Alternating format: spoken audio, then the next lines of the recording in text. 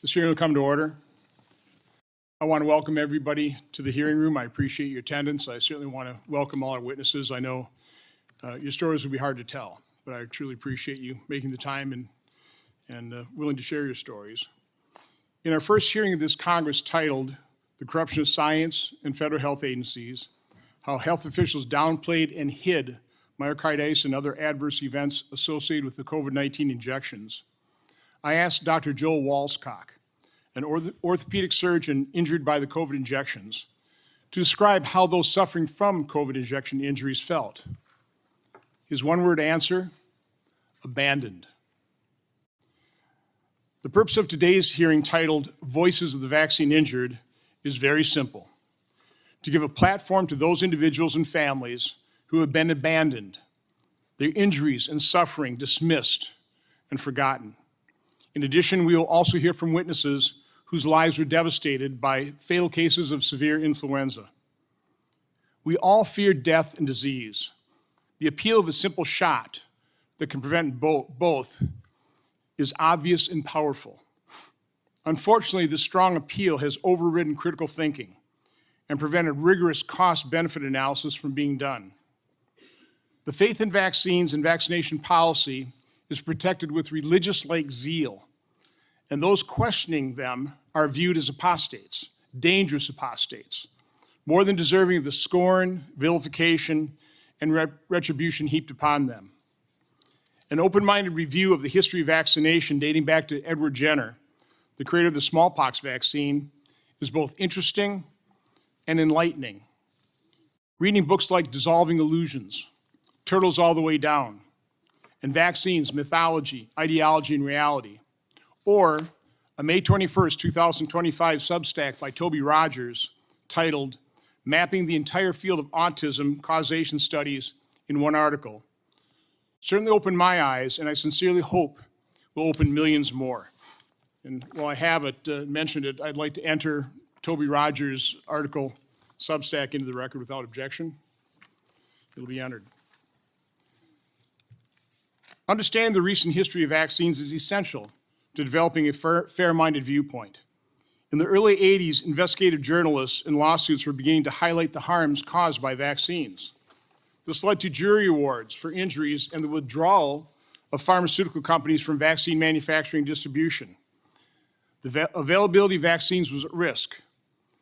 This legitimate concern was addressed with the passage of the National Childhood Vaccine Injury Act of 1986, which led to blanket immunity for vaccines through subsequent regulation.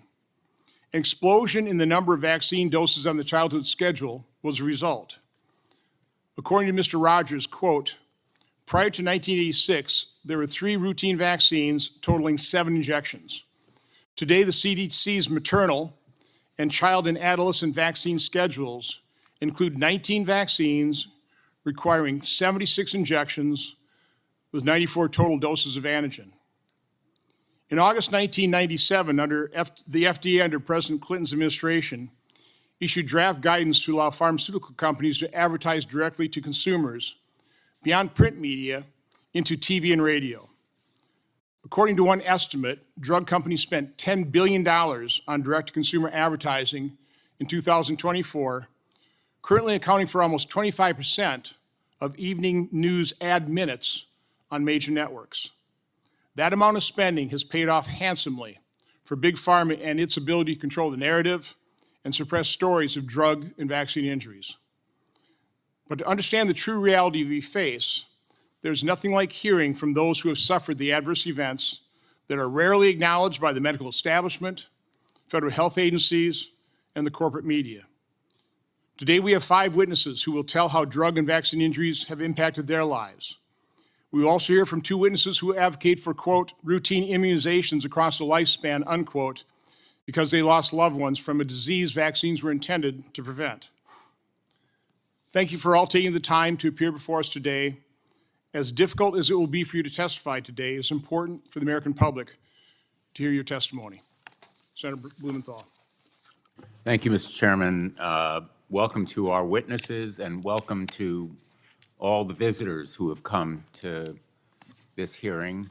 I suspect that we have diverse views in our audience, And I welcome all of you, regardless of your views, because I think your being here is immensely important to give voices and faces to what we will hear from our witnesses by way of their testimony.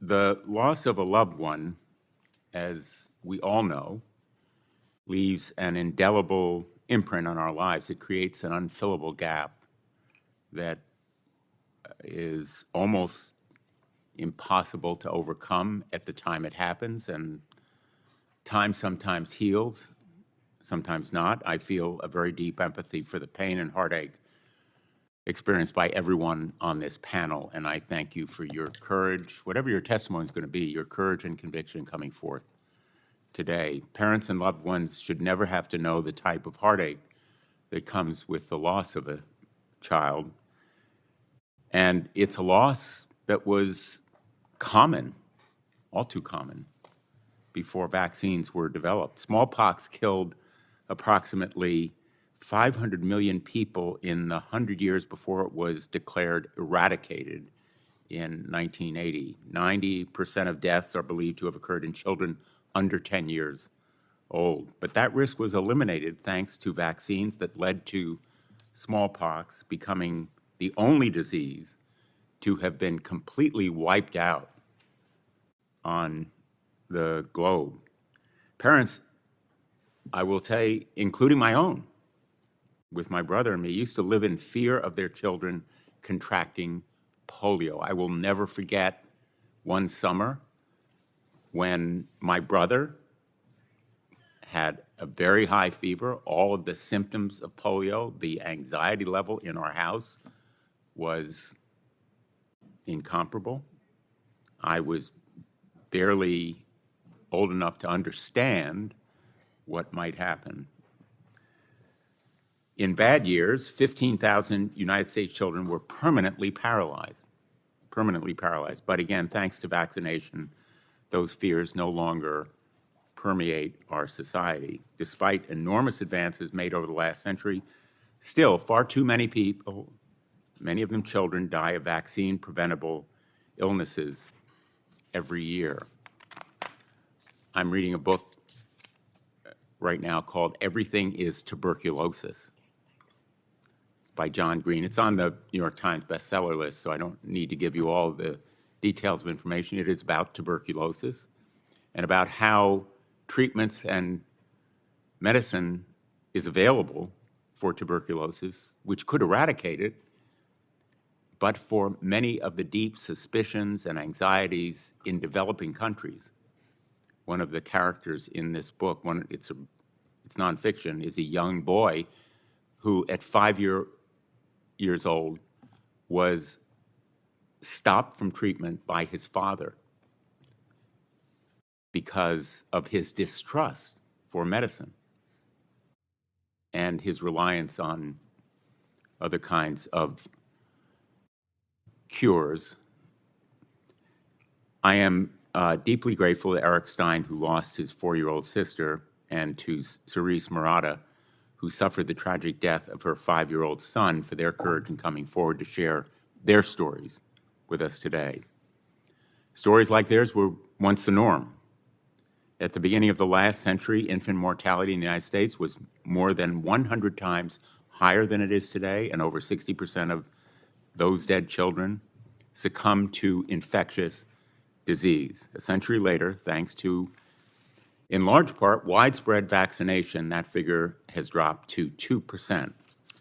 But as you will hear today, the fact that these deaths are now rare doesn't make them any less tragic.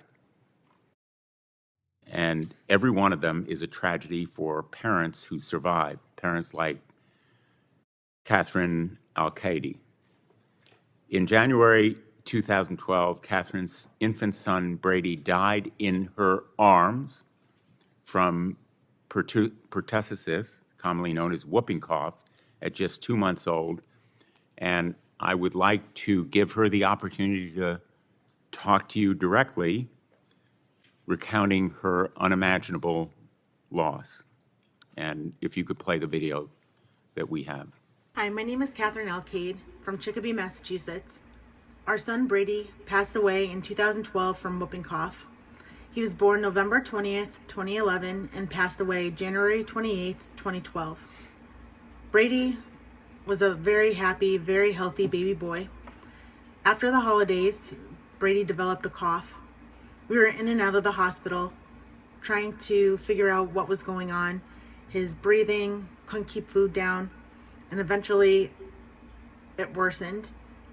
Brady spiked a fever. We took him back to the emergency room where he was admitted to Bay State Medical Center. We spent the next 10 days with tests, breathing tubes, feeding tubes, trying to stabilize him and get through the hard part of the disease. Unfortunately, Brady was not stable enough and needed further care, where they transferred us to Boston Children's Hospital. Unfortunately, halfway through the route, Brady's heart stopped. Unfortunately, with tests run by neurologists, it was found that Brady had no brain activity, and shortly after, he passed. The whooping cough diagnosis came a few weeks later. We were never able to pinpoint exactly where or how he contracted the disease, but it was likely from an unvaccinated person who may not have noticeable symptoms. My baby boy, at 2 months, 2 weeks old, passed away in my arms on January 28th, 2012. This is his story, and I'm appreciative that we're able to share it with you all today. Thank you. Thank you, Catherine Alcade. Someone else's decision not to get vaccinated likely caused her child to be taken away from her, devastating her family. I fear stories like Catherine's will become more and more common in the years ahead. This year, the United States is on track to record more cases of whooping cough than it has in 7 decades. Already, at least 3 children have died, and this disease is just the beginning. Rates of vaccination against a range of debilitating and deadly diseases have fallen rapidly in the last few years, driven by unfounded claims from opportunistic actors. We're already paying a price. 25 years ago, measles was declared eliminated in the United States of America, but barely halfway through this year, our country has more cases of measles than it has had for more than 3 decades. 3 people, 2 of them children, are dead. And I have a poster with some of the measles headlines.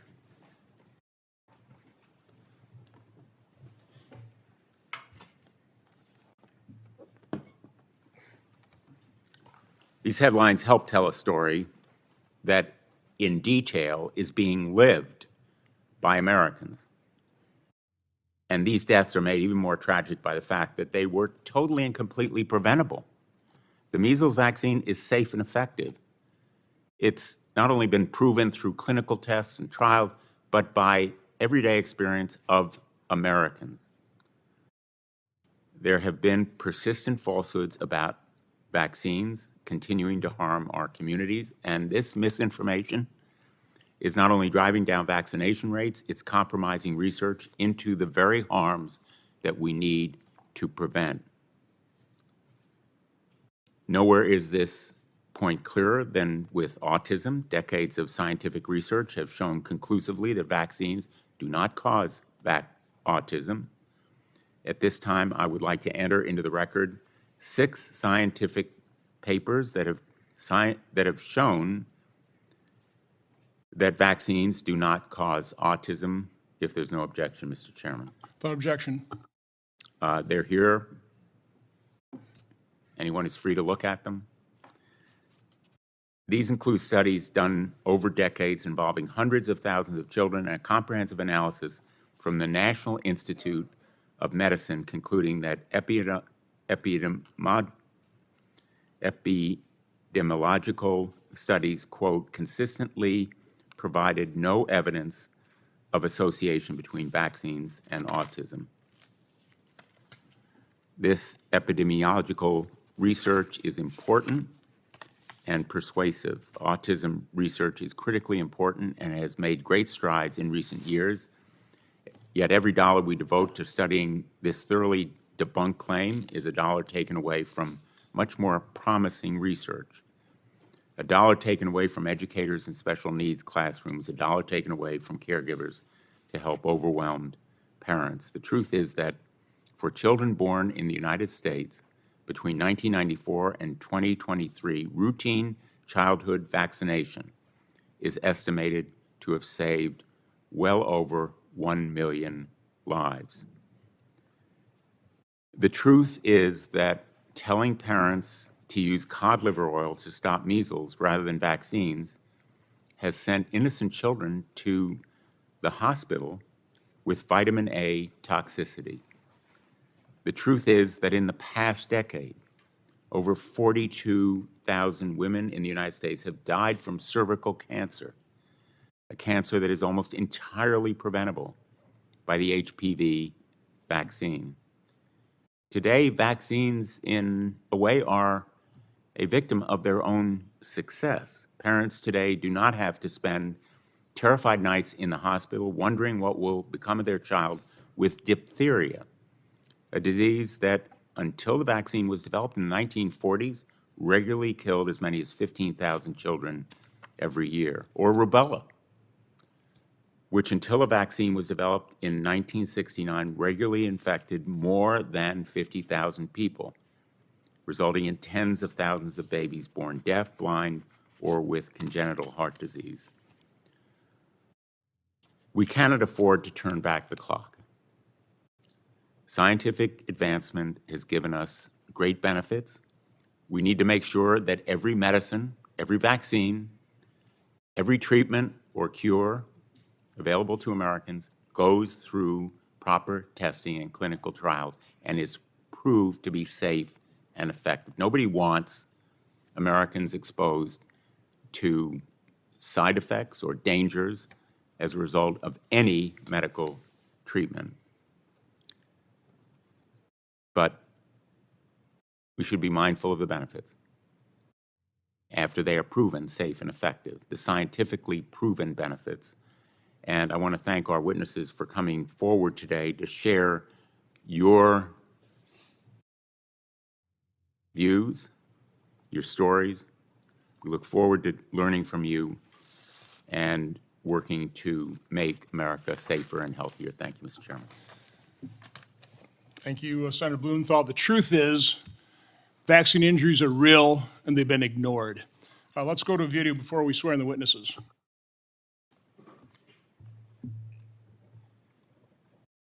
During the nationwide Vaxxed and CHD bus tours, the compelling stories of thousands of individuals devastated by vaccines were videotaped.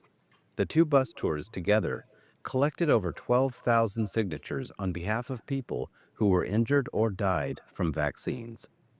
What follows is a small sample of the 2,400 video testimonies obtained during those tours. She was born completely healthy, normal, beautiful, light of my life, light of my family's life. She did receive hepatitis B vaccine and became severely jaundiced, just severe. It just kept telling me everything was normal, and I knew something was really, really wrong. You don't believe your child is gone until they come tell you for real that she's gone. I was told SIDS, sudden infant death syndrome. And in the support group meetings I went to, every parent, every single parent there would bring up vaccines and ask. Every story had vaccines involved. A lot of a child died the next day, got vaccines, high-pitched scream, projectile vomit, whatever, until they died within less than 24 hours. So we were all asking our SIDS support group leader, is there a connection? It just seems like all of us feel like vaccines are involved. He was very athletic, he was very smart, and just a very caring and loving child. I did exactly what the doctor said. I took Cameron, who was sick, and I gave him the flu shot. He had a fever. I couldn't break the fever. By Monday morning, he was having seizures.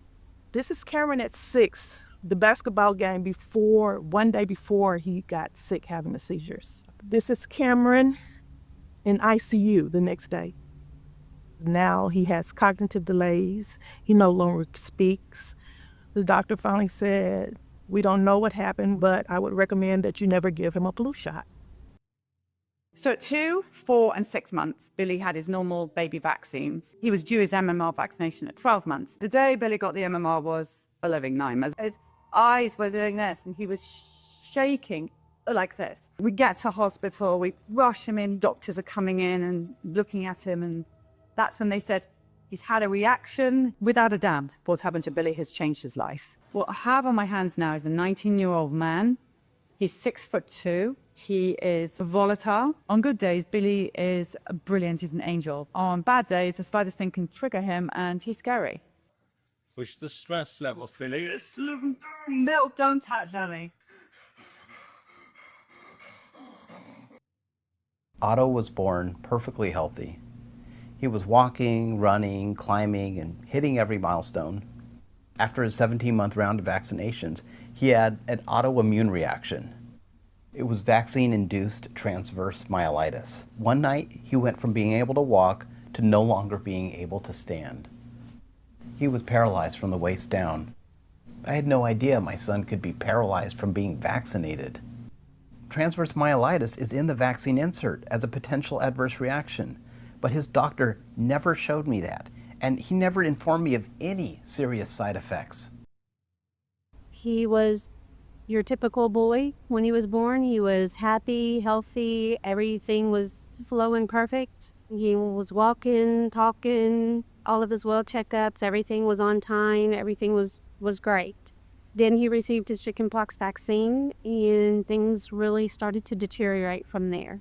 He was diagnosed with Guillain-Barré and told that it'll be fine, it'll pass in a few days. My happy, healthy baby boy, in a matter of 4 days, went into a near vegetative state of being. The way he described it was that something in the chickenpox vaccine itself counteracted something in his genetics and caused his immune system to turn on itself. He loved baseball, snow skiing, indoor skydiving. Motocross was his passion. Anything that has to do with an adrenaline rush. The doctor says, "Hey, he's the age that you should get the HPV vaccine." I said, "Okay." On day 1, his full neck and his whole right arm was completely paralyzed. My husband took him in to Instacare, holding his head for him because he couldn't get out of bed. It does suck, like, not being able to play sports anymore. Because I did do a lot of sports. They say 1 in a million, but I know too many people that have been vaccine injured, and I don't know more than 1 million people. He was saying mama, and I was so proud that this child said mama first and not dada.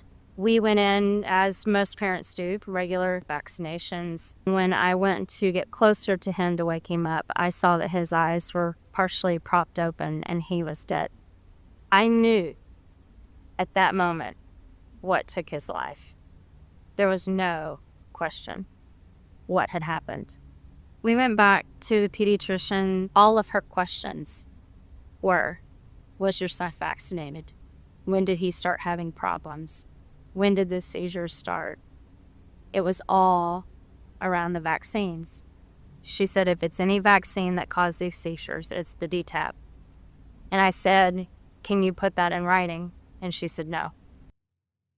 The Vaxxed and CHD bus tours were not designed as research projects, but the evidence obtained should not be ignored. Every single vaccination on the children's vaccine schedule had reports of serious and permanent injuries, many of them including death.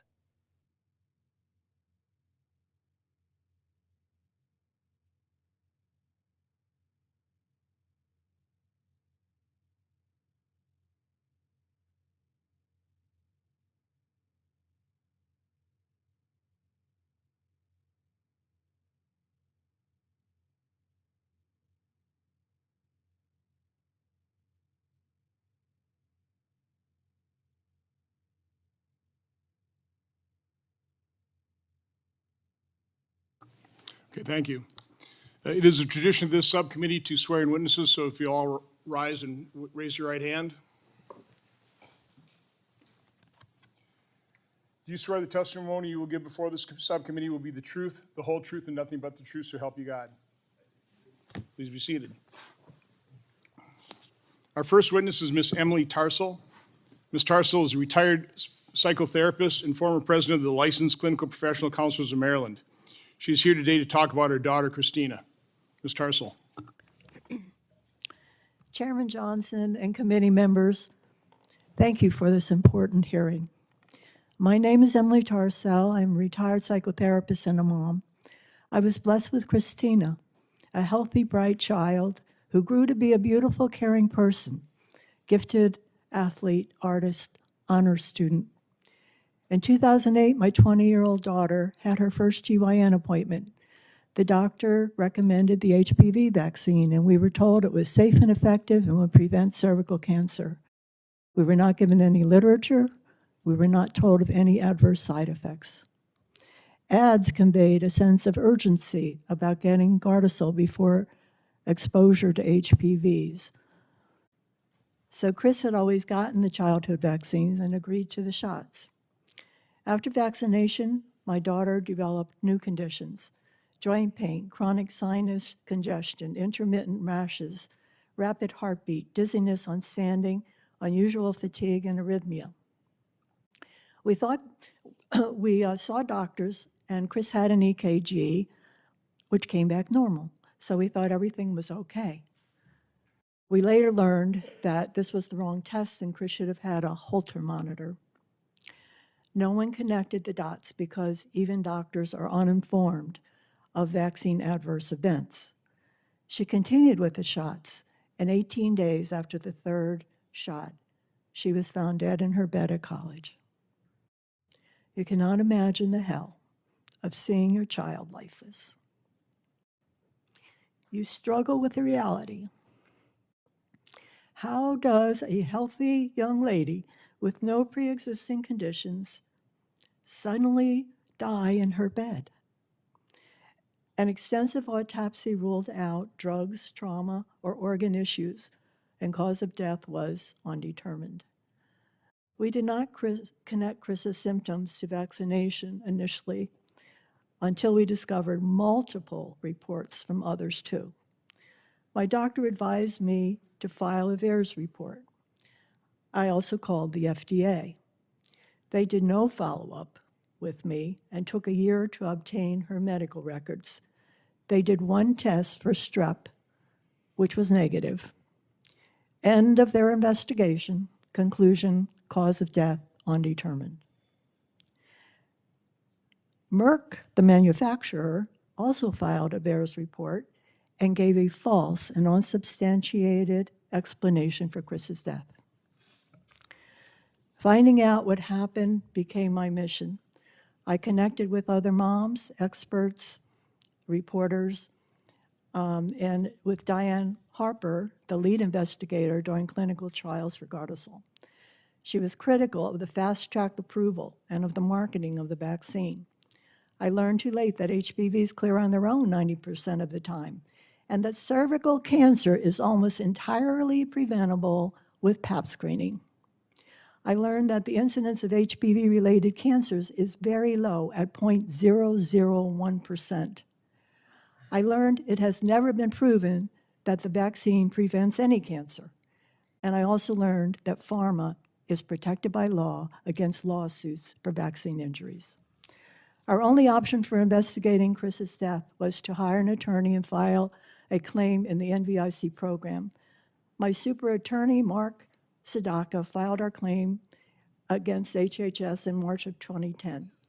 Our world-class experts, immunologist Dr. Schoenfeld and cardiologist Dr. Eldar, were prepared to describe at the molecular level how Chris had died from a fatal arrhythmia induced by an autoimmune response to Gardasil, which caused antibodies to attack the calcium channel in her heart. After 8 years of litigation, HHS conceded by preponderance of the evidence that Chris died from her HPV vaccinations. Chris died from a vaccine she never needed, which was falsely advertised to prevent cervical cancer. She was the 23rd of 32 deaths reported in 2009. By 2023, there were 73,366 VAERS reports, including 555 deaths. Only 1% get reported. Additionally, of that 1%, almost 70% of the reports came from Merck, and 9 out of 10 of those reports lack sufficient information for follow-up. And despite this gross underreporting, FDA stated there were 3 times more adverse events reports for Gardasil than all other vaccines combined before COVID.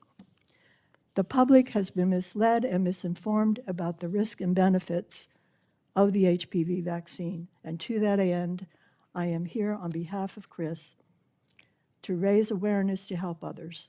Our website, GardasilHPVTruths.com, has much documented information, including 90+ studies. Thank you for listening. Thank you, Ms. Tarsell. I would ask all the witnesses to speak right into your microphones there so we can hear you. Next witness is Mr. Eric Stein. He's the Marketing, Communications, and Programs Specialist for Families Fighting Flu. He is here today to talk about his sister, Jessica. Mr. Stein. Dear Senator Johnson, Senator Blumenthal, and other members of the subcommittee. First, I want to thank you all for having me speak today. Like you said, my name is Eric Stein, and I'm a flu survivor and brother of Jessica Stein. My family lost Jessica to the flu when I was 2 years old and she was 4 years old. I have a photo here of Jessica and I together when we were both alive. We went to preschool together, and in early January of 2002, there was a virus going around our school. Both Jessica and I got sick and missed a couple days of school, but we ultimately both recovered and returned to school like everything was normal. When we came back to school, we were doing everything as normal, going to classes, going to birthday parties, going to hang out with our friends. And my mom now tells me, and she reflects, that Jessica, after this happened, did start to need a nap in the afternoon, which was unnormal for her, but nothing that we were too concerned or alarmed about. In late January, Jessica seemed to relapse.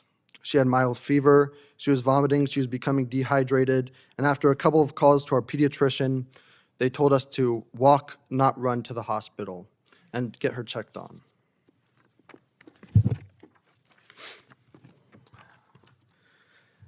Everything was fine at first, and everything started to move very quickly. A pediatric cardiologist was called in to check on Jessica's heart, and while he said that it was enlarged, but it was beating strongly, and everything was fine. Literally, just a few minutes later, Jessica's heart stopped. The room suddenly filled with doctors and nurses, and everybody was doing what they could to restart Jessica's heart. Before my parents even really could comprehend what was happening, Jessica was gone. Still, 20 years later, my parents still struggle to tell the story to me. It haunts them to have to go to the hospital with their daughter and leave without her. To say that Jessica's death changed them, changed all of us, doesn't even begin to tell the depth of the story. I have a younger brother and a younger sister, and they never knew Jessica. My younger sister, Katie, is sitting in the crowd today. Even though they never knew Jessica, she remains a large part of our family. My uncle painted a portrait of her that hangs in our kitchen, and we talk to her, and we talk about what she would have been like and what she would be doing right now if she was still alive today. On her birthday and the day she died, we go to her gravesite as a family. My parents' strength is something that I will always admire. Though I was too young to realize it at the time, they turned their grief into action. In a time before Facebook and social media, they found other families all who had lost a child to flu. They came together, worked hard, and we still work each day to keep this unnecessary tragedy from happening to other families. When Jessica and Emily and Amanda and Alana died, the flu vaccine was not recommended for their age group. Our families changed that. They went to the CDC, they testified in front of the Advisory Committee on Immunization Practices, which many know now as the ACIP, and it wasn't easy, but ACIP listened. They changed the recommendations to where it stands today, that everyone 6 months and older get an annual flu shot. This is how my family honors Jessica. That's the work that Families Fighting Flu and the organization my parents helped found and that I work for today is all about. No more unnecessary lives lost or impacted due to vaccine-preventable diseases. Through my work with Families Fighting Flu, I've had the benefit of meeting many different families who have all been impacted. And one quick one I want to tell you guys about today. Caden Stevenson from Michigan lost both of his legs when he got the influenza and sepsis crept into his bloodstream. And to save his life, doctors had to amputate both of his legs, which he will live with these disabilities permanently. Thankfully, doctors were able to save his life. I know not everyone shares my views on vaccines, and I have enormous respect for everybody sitting here today coming forward to tell their story. I worry that the misinformation that I hear from my colleagues, my friends, and people my age are pushing us back to a time where vaccines weren't available and when people were dying at large rates from vaccine-preventable diseases. I would like to say that many vaccines are more like a seatbelt. While they might not prevent you from getting the actual disease, they are going to be your best prevention from serious complications from that disease. Deaths like my sister's, like other people from Families Fighting Flu, and serious complications like those from Caden and many other families could have been prevented by vaccines. Other diseases like flu, measles, chickenpox, polio are all seeing a little bit of a rise and dips in vaccine rates. When I think of the lives impacted by flu, I think of my sisters, of course, but also the roughly 27,000 Americans who died just this past year. And that doesn't even count for the 600,000 who were hospitalized due to flu, and some of them suffer permanent complications that they will live with for the rest of their lives. Vaccines save lives and keep people healthy. A vaccine could have saved my sister's life. Thank you. Thank you, Mr. Stein. Our next witness is Dr. Brian Hooker. Dr. Hooker is the Chief Scientific Officer at Children's Health Defense. He is a doctorate in biochemical engineering. He's here today to talk about his son, Stephen. Dr. Hooker. Thank you, Senator Johnson. My name is Dr. Brian Hooker. I serve as the Chief Scientific Officer of Children's Health Defense and Emeritus Professor at Biology at Simpson University. My son, Stephen, was born on February 10th, 1998, and was a healthy baby boy. My wife and I made sure he was vaccinated on time per the CDC schedule. I didn't really know what a vaccine adverse event was at the time and thought I was doing the best for my son. Steve was born in the thimerosal era, where most hepatitis B, Hib, and DTaP vaccines distributed in the U.S. contained upwards to 25 micrograms of mercury from the preservative thimerosal. By my son's 15-month well baby checkup, he was exposed to an accumulated total of 237.5 micrograms of mercury, and in 2 of his checkups at 2 and 6 months of age, received a single-day mercury exposure of 62.5 micrograms, which exceeded the current EPA safe exposure limit by nearly 200 times. Prior to his 15-month well baby checkup, Steve had been diagnosed with developmental delays, a chronic ear infections, and upper respiratory infections. We treated these infections with antibiotics and Tylenol as a fever reducer. On the same day as my son's 15-month well baby visit, he was diagnosed with an ear infection by an otolaryngologist. My wife and I still dutifully took Steve to his well baby checkup afterwards, but we questioned the attending nurse practitioner whether he should receive his vaccines while he was sick. The nurse practitioner brushed off our concerns, indicating they didn't have any problems associated with vaccinating sick children. That day, he received the Hib and DTaP vaccines, as well as the oral poliovirus live virus vaccine. This overtaxed his immune system, which was already fighting an ear infection, and he fevered for 18 days after that checkup. The pediatrician told us to treat the fever again with Tylenol. No one at the office mentioned the possibility that my son was having an adverse reaction to his vaccines.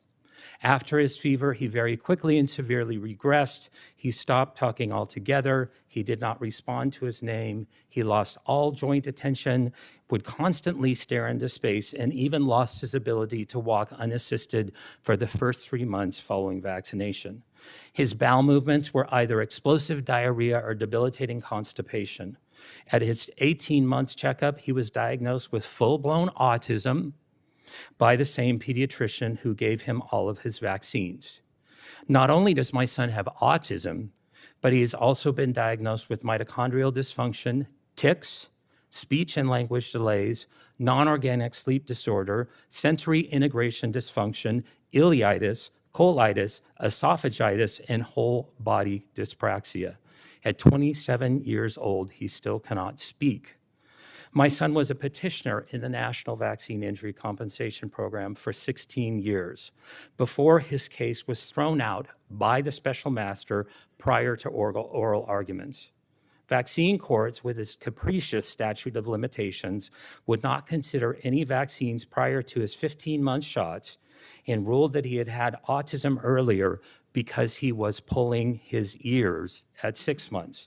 No one in the DOJ directly opposing my son in court seemed to notice that he was pulling his ears because of recurrent ear infections.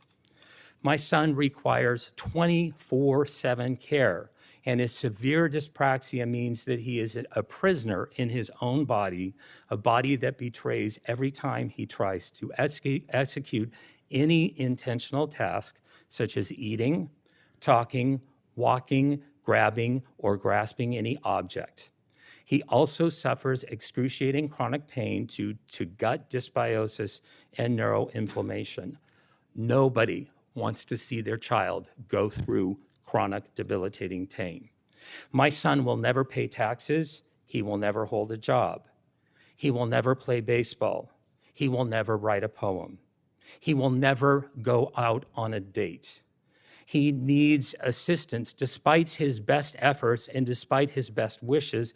He needs assistance toileting every time. Society does not want to acknowledge vaccine injury, period. Our story is not welcome in the news media, and social media completely censors us. My family has been gaslighted repeatedly, and my son's medical history has become fodder for astroturfers' blogs, as well as the CDC researchers armchair quarterbacking his vaccine injury case. My son's life has been ruined physically and emotionally, and he is persecuted by the mere fact that he exists. Life is hard, but Jesus Christ is good every day. Thank you, Dr. Hooker. Our next witness is Dr. Robert Sullivan. Dr. Sullivan is a licensed physician and board-certified anesthesiologist with over 20 years of active practice in Maryland.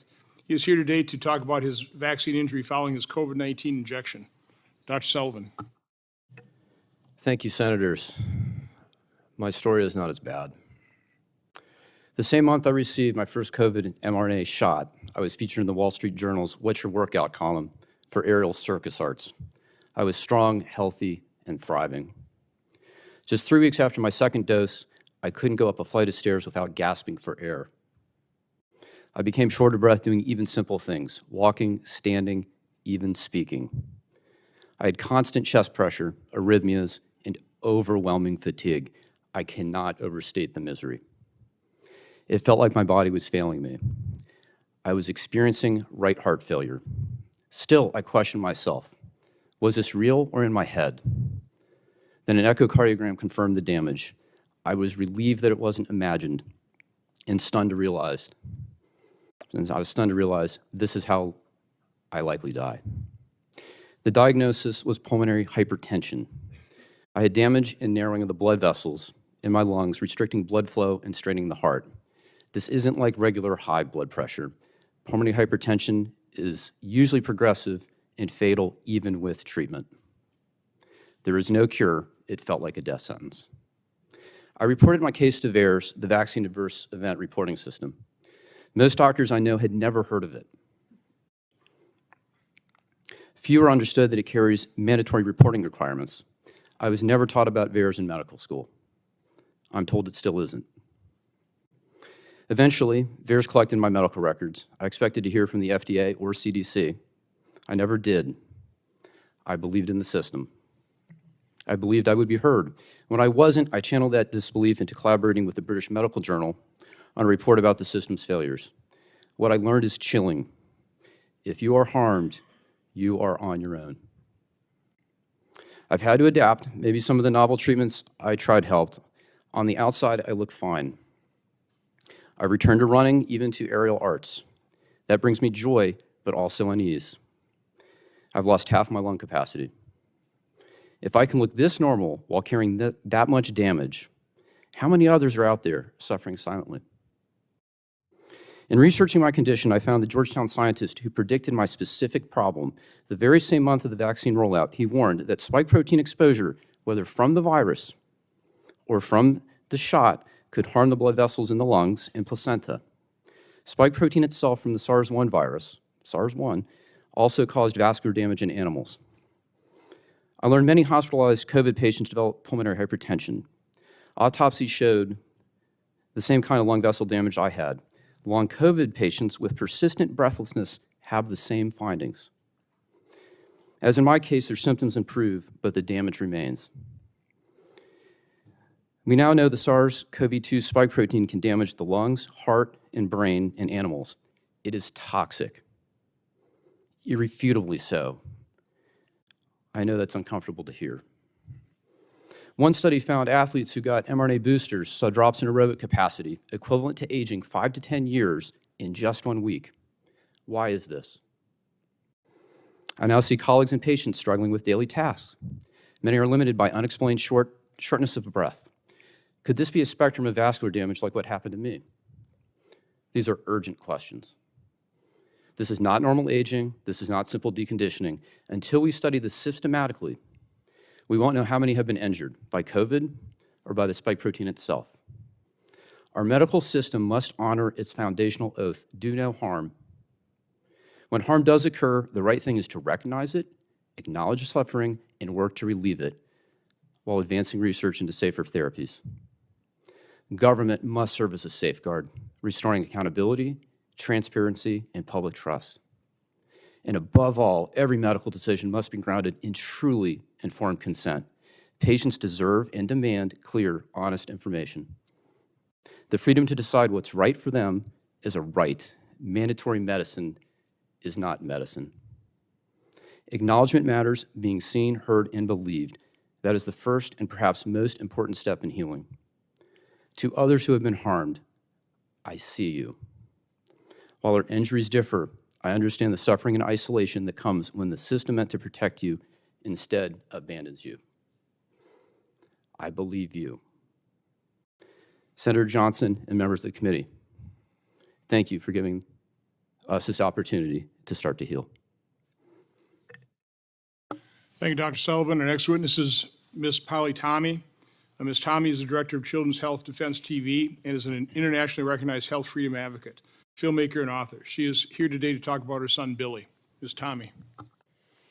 My son Billy entered the world as a healthy, perfect baby with an APGAR score that reflected his perfection. We followed every wellness check, every vaccination schedule, believing in the system that promised our child safety. For his entire first year, Billy thrived, meeting milestones, crawling, babbling, growing. Yet everything changed at 13 months, the day he received the MMR vaccine, the only one on the schedule back then. That day, I walked into the doctor's office, trusting the advice of professionals who emphasized the importance of vaccinating against deadly diseases like measles. Billy had just finished a round of antibiotics, but the nurse reassured me that the MMR vaccine was essential. Like any diligent parent, I followed these instructions. Hours after the vaccination, Billy's perfect world shattered. He became lethargic, sleeping for long stretches. When my husband came home that afternoon and went to check on him, Billy was convulsing, his tiny body gripped by seizures. We rushed him to hospital, desperate for answers, but the doctors, after hearing he'd had the MMR, said, "It's perfectly normal, it's perfectly common. Lots of children have seizures. He'll be fine. Antibiotics, Tylenol, he'll be fine." But he wasn't fine, and he's still not fine, age 29. He's severely sick with severe autism. We made the movie Vaxxed. to try and understand and warn the world about the real dangers of the MMR vaccine. I even vaccinated my child after I had Billy because I was so pro-vaccine and so into the system. Just the MMR was the problem. But then we got out on the bus. We took a bus and we traveled around America, listening to parents around America, what had happened to them when they vaccinated their children. And what we saw was utterly horrific. We saw so much death following baby vaccines. These parents would vaccinate their perfectly healthy child, and then their child would die. We saw a video at the beginning of this about the whooping cough. I've interviewed so many parents, and one comes to mind, Carrie Bundy's baby. At 4 months old, she pleaded with the doctor, should I vaccinate my child? He's premature. Oh, yes, said the pediatrician. If you don't vaccinate your baby, he could die of whooping cough. She vaccinated that baby, and he was dead in his crib following that. That is the same story we hear over and over again. These childhood vaccinations, the people of America are telling us they are not safe and effective. We are seriously concerned at Children's Health Defense about the disinformation and misinformation out there, being told these vaccines are safety trialed, the safety studies are so good. Yet all we see is death and destruction over and over again. Babies, teenagers, HPV Gardasil, their ovaries are shutting down. They cannot have children anymore. The parents are reporting paralysis, children paralyzed from the waist down. You shout out about polio to us. I have never seen so many crippled children around America. So many children in wheelchairs, unable to walk, talk, speak, on ventilation. Parents are trying to tell their story while putting a feeding tube down their child's to bleed out the lungs, bring out the lungs while they're trying to tell us what has happened. Two little 2-year-olds who can't hold their heads up because they had one Hep B vaccine. And then you shout out about measles to us. Those 2 girls in Gaines County, they did not die of measles. Children's Health Defense have seen the medical records. We have had experts break down. Yet still, I sit here and I hear over and over again that those 2 girls died of measles. They did not die of measles. And yet, the press and others consistently shout out that vaccines are safe and effective. They are, vaccinate your family. We all vaccinated our families. Everybody sitting here, bar 2, vaccinated their families with catastrophic results. Over 12,000 signatures on those 2 buses of death, death, death. When will enough be enough? How many more buses? How many more children killed? How many more injured adults? And here's a question for you, the senators. Who is going to look after our children when we, the parents, are no longer around?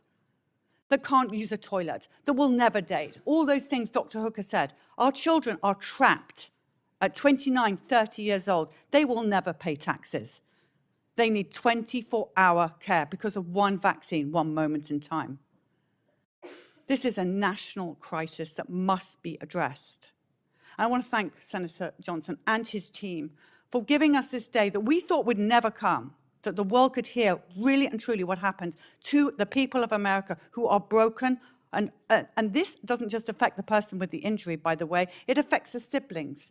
It affects the extended family. One of us has to be a carer for life. So this has to stop. And we implore you, please, to follow us at Children's Health Defense, at least break down the truth and get to the truth behind the science of what is really happening. No more Pfizer-sponsored science. We need independent science, and we need our pediatricians to stop getting bonuses for vaccinating our children.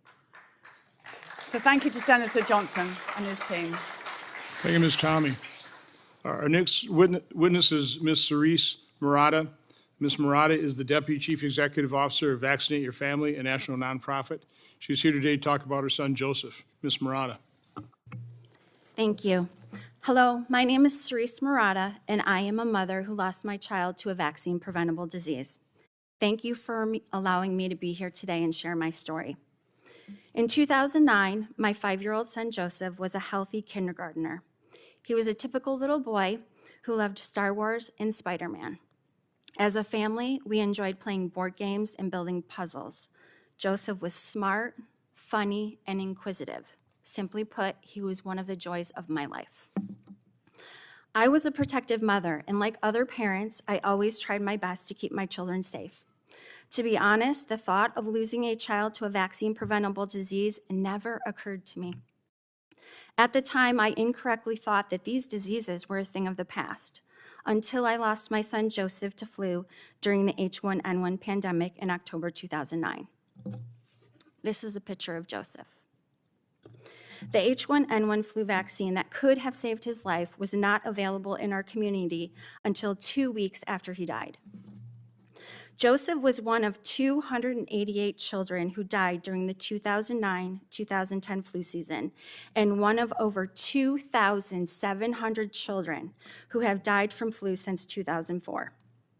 Just this past flu season, 260 children have died from flu, the highest number of pediatric flu deaths we have on record for a non-pandemic year. And that's just flu. Right now, because of declining immunization rates, we have outbreaks of measles and pertussis. Due to mis and disinformation, lack of access, anti-science sentiment, and other factors, Americans are continuing to die from diseases we have the tools to prevent.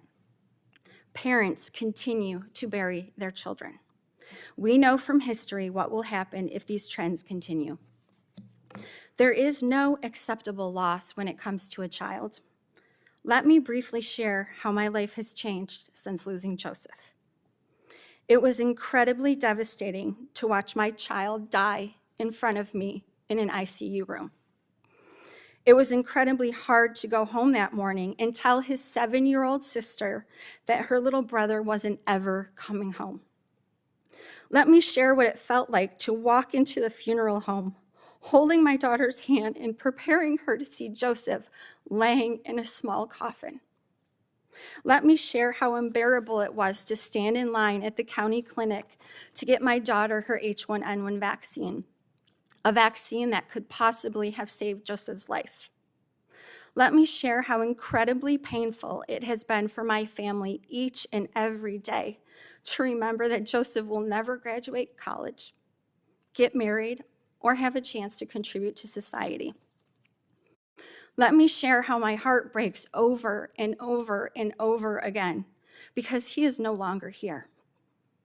Now multiply that by thousands of other parents who have lost a child to a vaccine-preventable disease over the years, and the thousands more that are at risk if people don't have access to science-based, factual information about vaccines, vaccine safety, and vaccination services. Sadly, Joseph's story is not unique. I personally know many other parents who have lost their children. Maureen lost her 2-year-old son, JJ, to flu. Katie lost her infant, Callie, to whooping cough. Nicole lost her 10-year-old daughter, Teresa, to COVID-19. There are survivors, too, like Tamika, who had cervical cancer before the HPV vaccine was available. The list goes on. These families are just a few examples of the real impacts of these diseases. According to the CDC, about 4 million deaths worldwide are prevented by childhood vaccinations every year. Vaccines undergo extensive safety testing in clinical trials before they are approved for use, and the U.S. has robust safety monitoring systems to make sure these vaccines continue to be safe and effective following approval. I want to close today by acknowledging that my story and experiences do not in any way minimize those of my fellow witnesses.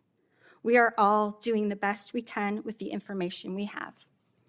But I would be remiss if I did not remind the committee that the science is clear. Vaccines are safe and effective. Without these life-saving tools, our families and communities are at risk. Thank you. Thank you, Ms. Marotta. Our final witness is Ms. Krystle Cordingley. Ms. Cordingley is a published scientist with over 20 years of experience in the medical field. She's here today to talk about her son, Corbin.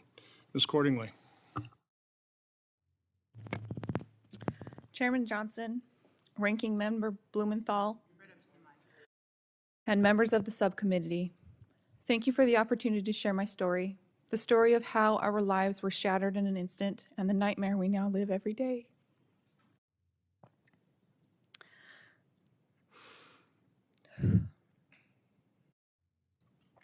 My name is Krystle Cordingley. I'm a mother of 5, and this is about my son, Corbin D. Cordingley. He was born on September 2nd, 2012, healthy, vibrant, and perfect. He hit all of his milestones early and was a bright, loving, and busy little boy. Our life before his death was full of love, joy, and innocence. I am a scientist and fully believed in the safety and effectiveness of vaccines. I never questioned them. I thought I was protecting my children by following the CDC's vaccination schedule. Corbin received all of his routine vaccines on time, including his 12-month shots 43 days prior to his death. On October 18th, 2013, I took him in for a combo flu shot that would be administered in 2 doses. He seemed fully recovered from a recent cold, and it was a normal day. I fed my kids lunch, prepped dinner, and left for an evening shift at the hospital. That afternoon was the last time I would see my baby alive. At 8:30 p.m., my husband gave the kids a bath and rocked Corbin to sleep. He laid him in his crib, safe and sound. When I came home from work at 11:45 p.m., I went to nurse him. What I found haunts me to this day. My baby, face down.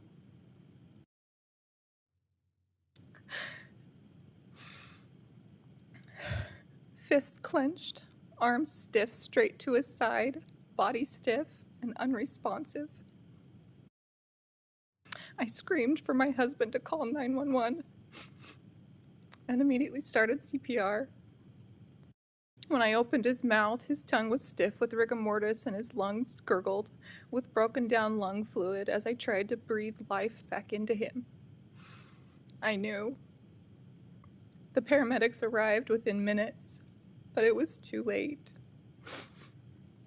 At the hospital, after what felt like a lifetime of trying to revive him, the ER doctor called time of death. My world shattered. How could this happen? He was healthy. Nothing else was different that day, except the flu shot. I repeated it over and over to every medical professional. He got his flu shot this morning, but no one would ever consider it. I was brushed off, told it couldn't have been the vaccine. I was gaslit into believing some babies just die. But no, they don't.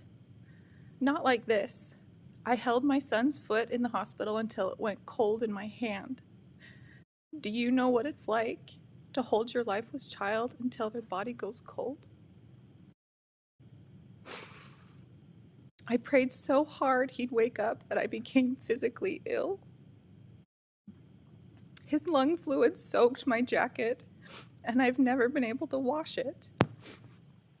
It's still in his laundry basket, along with all his other dirty clothes, untouched. Days later, I called to cancel his follow-up flu shot and told the pediatrician Corbin had died. Her immediate response was, "I don't believe the shot had anything to do with it." The medical examiner said the same, even after I asked her to send out testing. A month later, she admitted she forgot. When she finally did send tests, none of them had anything to do with determining whether the flu shot played a role in his death. Still searching for answers, we did every genetic test available. Myself, my husband, and our daughter. All clear. 2 years later, I submitted Corbin to a research study. They tested his brainstem and hippocampus. The lead researcher called me personally shocked. She said the damage and scarring she saw was typical in SIDS cases, but Corbin wasn't an infant. He was 13 months old, and he was perfectly healthy. Damage, not defects, not abnormalities. Damage to his brain, Despite the pediatrician denying the vaccine's role to my face, I found a note in Corbin's records that she had filed a VAERS report just days after his death. She never told me. The report said, "The parents will not be contacted." She also suggested I continue vaccinating my other children and offered hospital observation after each dose. Why offer observation if vaccines are safe? I was never given informed consent. I was never told about the lack of long-term safety studies. I was never told about the ingredients like polysorbate 80 or the fact that true placebos were never used in many vaccine trials. I was given a simple sheet saying to expect a fever and use Tylenol. I wish someone had warned me. I wish I had been told to research the vaccine inserts, to look deeper, to look at the history, the true history. I wish I had the chance to fight for his life in the hospital, or given any kind of chance. I speak today not only to honor Corbin's memory, but to urge you to ask the hard questions. Parents deserve the truth. We deserve real informed consent, because no parent should have to live the nightmare I do. To all the parents listening, you can never unvaccinate, but you can wait. Wait until it's truly proven safe. One shot, one decision, one moment. That's all it takes to shatter a family forever. Thank you. Thank you, Ms. Cordingley. I want to thank all the witnesses. I know telling your stories is not easy. I think I speak for everybody in this room, committee members. Our sincere condolences for your losses, for the tragedies that have really impacted your life. The divide here is wide. I don't doubt any of these stories. I don't. Where are vaccines useful? Where have they prevented death and disease? My guess is they have. But I also know that vaccine injuries are real. As I said at the onset, and they've been ignored. From both sides, we've heard misinformation. I mean, it's a weaponized word. Dr. Hooker, you've probably done as much, if not more, research into this area as anybody. Can you just comment on anything you've heard? And again, I don't want to make this contentious. I mean, you've all suffered horrible loss and tragedy. But this is a discussion, this is a debate. These are truths we have to seek out.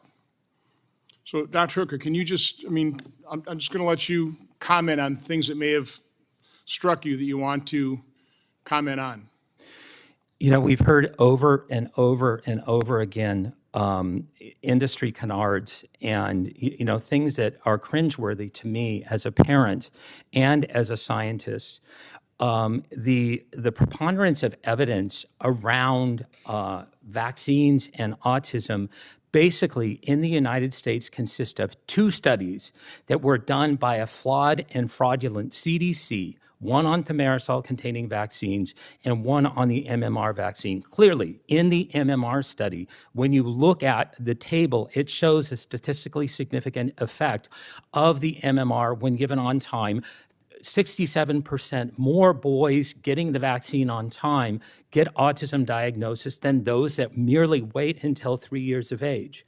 Now, I had a whistleblower come forward to me to tell this information, Dr. William Thompson, in 2013 and 2014. We also know that the Verstraeten study in 2003 is also flawed, fraught with errors, and fraudulent, accusing them of directly cherry-picking information from the vaccine safety data link because of issues with clinics. Now, there is a hole in the science around vaccines and autism that you can drive a Mack truck through. You can't just look at one vaccine and one component and then wave your pixie dust and say they're safe. That is just not a fact, and that is just not how science works. Dr. Herc, you mentioned Bill Thompson, and he was featured in the first movie, Vaxxed. Can you tell the story about that particular MMR study that I think identified a link between autism and MMR in black young men, right? That is correct. Tell about the story about the CDC officials that gathered with their data, and was a shredder?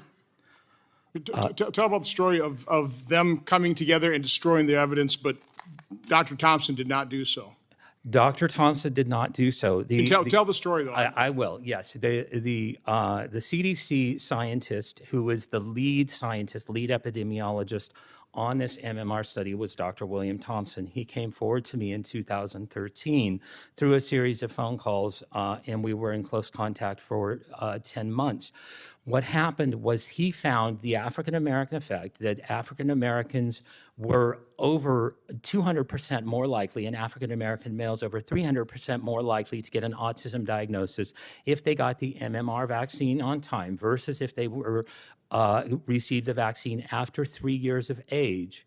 And when they got that evidence, when they got that information, they were told directly by the supervisors on the study, the same supervisors who were the co-authors of the Agent Orange. Oh, wait, go ahead and name names. Yes, Dr. Colleen Boyle and Dr. Frank DiStefano, they were ordered directly to destroy evidence and destroy federal records in violation of the Federal Records Act as amended in September of 2002. That information was destroyed. Dr. Thompson shared that information with me directly. I repeated the analysis, did the exact same analysis, and I got the exact same result. African-American males, when they get the MMR on time, are 3.5 times more likely to get an autism diagnosis than if you wait simply until after 3 years. So that would show a link. And again, I think that is correct. The important part of this story is not only that, but the fact that you had federal health agency officials destroy evidence of that fact. They gathered everybody in office, right? And they literally all brought the evidence and they destroyed it together, except for Dr. Thompson. He kept the evidence, correct? That is correct. Okay. Ms. Tarsell, as I said in the opening statement, Dr. Joel Walscock talked about just being abandoned. Can you talk about your experience following your daughter's tragedy?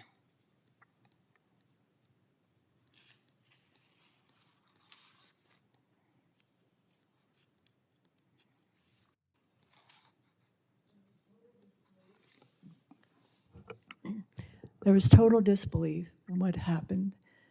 I was home alone when a police officer came to my house to tell me they found my daughter dead in her bed and they didn't know what happened. It took quite a while for us to begin to put the pieces together. And I understand from the other panelists here that initially one would never suspect it was vaccine related because we've been told they're safe and effective and prevent whatever it is they're designed to prevent. When that first became evident that other people, at the time, Gardasil had only been licensed 2 years before, so at the time, there was little literature known online, but I began to connect with other parents and moms and researchers online. It's like, there's a whole lot that we're not being told. And that's devastating to not be informed, to make, and as I learned more about it, that we were never told, my daughter never needed that vaccine. She was never at risk of getting cervical cancer. The risk is very low. the HPVs clear on their own. And I'm not the only mom who's gone through that experience, and now they're also pushing it for boys, when they haven't even been able to show that the vaccine causes any cancer that's HPV related. And there's a whole reason for that, because these cancers are very slow growing, and the onset is after age 50. So they're giving it to young adolescents. It was like, I just was blown away. I could not imagine that they would have approved these vaccines and they would continue to do so. And to have Merck lie on their report. The other thing that's come up here in these conversations is people talking about the VAERS reports. That's the first line to determine if there are red flags for injuries after vaccination. And that is a very, very flawed system. I had no idea at the time. But I have learned that, as I said in my talk, that less than 1% get reported. One of the doctors on the panel said he never learned about it in medical school, and they still don't. And how can this be? This is crazy. This is the front line to determine if there are vaccine injuries. And so I've been, I feel my daughter is here with me. I'm her voice. I am trying to make her death matter. I know of all these other moms who have lost their kids through various vaccines, but HPV vaccine in particular. There were 6 other mothers I was connected with back in 2008 who had lost their daughters. Thank God I had support and the ability to find out more. And that's why I'm here. I want to share it with other people. We all want the best for our kids. Okay, thank you. Senator Blumenthal. Thank you very much. And I want to agree with the chairman that we have an obligation to be constructive and understand and respect the losses that have occurred here. There's nothing antagonistic about the emotion that I feel, and I respect not just the losses, but the urgings for reform that have come from our witnesses and probably others in the audience who've suffered those losses. I'm a lawyer, prosecutor for most of my life. Destruction of documents is absolutely abhorrent. It should be investigated and pursued, condemned, if there has been destruction of any documents. I think we can all agree on that point. We have a system, and it dates from, I think, around 40 or 50 years ago, the National Vaccine Injury Compensation Program. Dr. Hooker, I think you made reference to it. It provides legal immunity, a shield for manufacturers. Now, I am extremely suspicious as a lawyer of immunity that is granted in any blanket way across the board to any manufacturer or to anyone, whether it is any industry. And I would be interested to know whether others among our witnesses here today have sought to pursue claims under that program, I understand you did, Dr. Hooker, correct?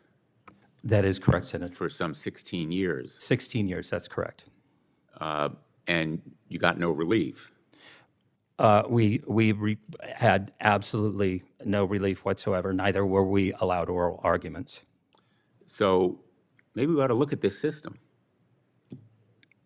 You know, agreed. I am not suggesting what should be done about it. I don't know whether you have legislation, Mr. Chairman, on this program. We're still in the exploratory phase here. Okay. So, you know, I'm a lawyer. I'm very result-oriented. And I am heartbroken to hear these stories. And it makes me want to do something. So, I'm not promising anything. So you might want to hold your applause. How about we ban pharmaceutical ads on TV? I'll co-sponsor that bill. I've advocated it, and you have a co-sponsor.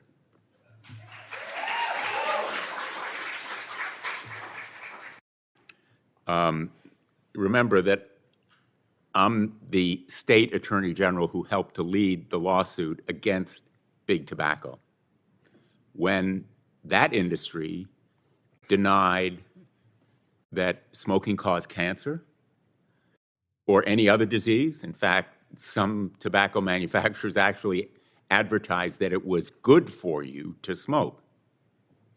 And they knew at the time, talk about destruction of records, that tobacco addiction, nicotine addiction, and smoking caused cancer. They knew it from their own experiments. They hid it, and then they actually destroyed records. And that is one of the reasons why we won that set of lawsuits. When people said no one could ever win, that in effect, they were immune. I don't really think any industry should be immune from legal responsibility. And I'm not going to go into the other industries because I don't want to muddy the waters here.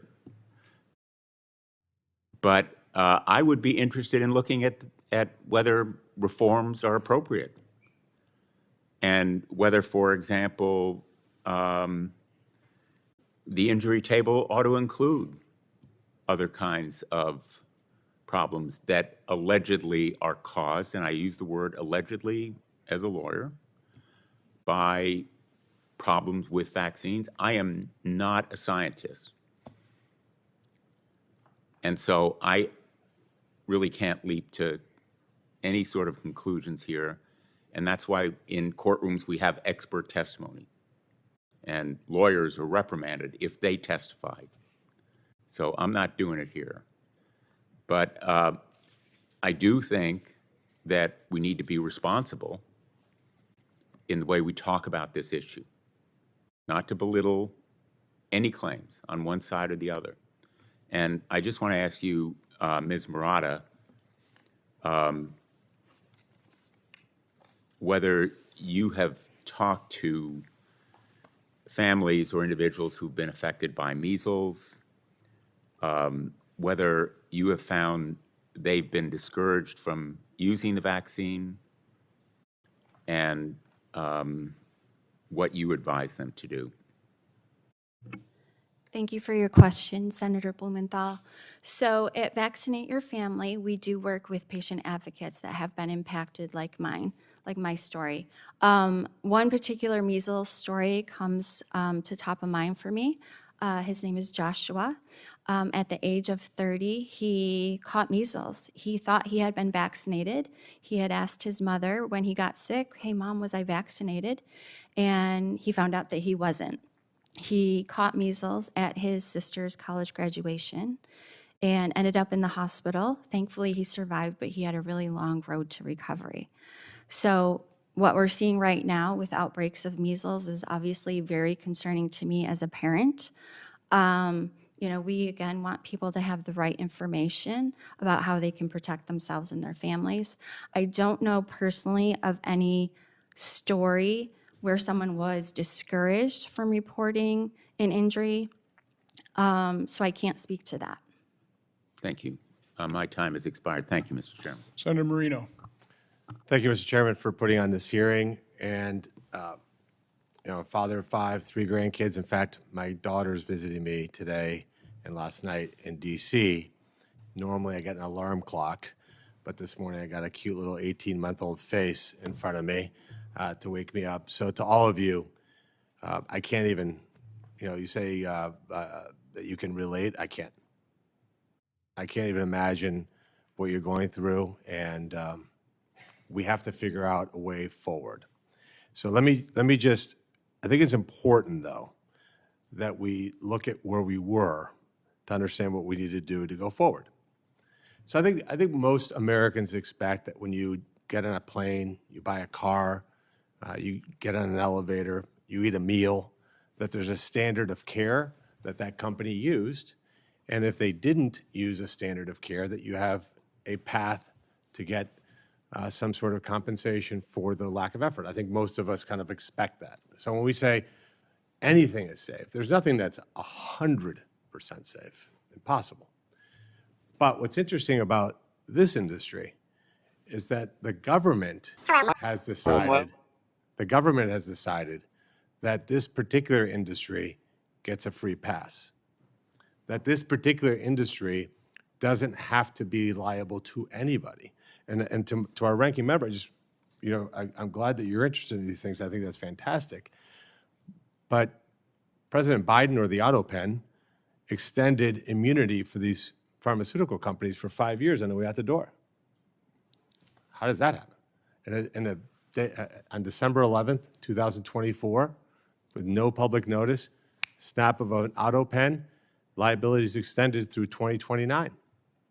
So you look at it, you go, well, how does all this happen? And I think we also have to recognize that there was a lot of people who, for example, I'm sure for you, Dr. Sullivan, for you, Dr. Hooker, for many of you, when you even said, hey, is this a problem, you were banned on social media. No, okay, let's say that's not the worst thing that can happen to you in the world. But then the Biden administration then took it further and said, you can't go to work and make a living because your employer must either force you to be vaccinated, force you to reveal your public medical information, or you're unable to provide for your family. That's a very different thing, and yet complete silence. And so if we're going to go forward, I think we have to acknowledge where we were in the past, because what happened during those years was something that this country's never seen, a slide towards a government that's supposed to derive its power from the consent of the governed, was terminating people, working with social media companies that says, you know, if Ms. Tommey, if you put this post on, you can put a post that says, I think Senator Marino's tie is ugly. Totally fine.